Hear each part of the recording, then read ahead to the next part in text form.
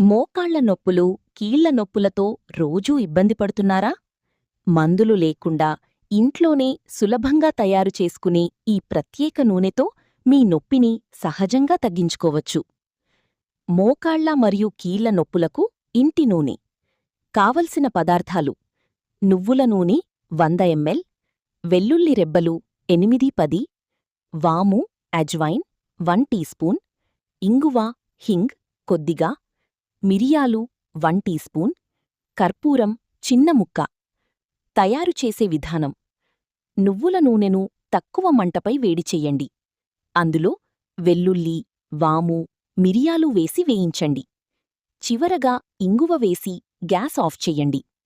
చల్లారిన తర్వాత కర్పూరం వేసి కలపండి. ఈ నూనెను ఫిల్టర్ చేసి స్టోర్ చేసుకోండి. వాడే విధానం: నూనెను కొద్దిగా వేడి చెయ్యండి. మోకాళ్లపై లేదా నొప్పి ఉన్న చోట 10-15 నిమిషాలు మర్దన చెయ్యండి. రాత్రి పడుకునే ముందు వాడితే ఇంకా మంచి ఫలితం.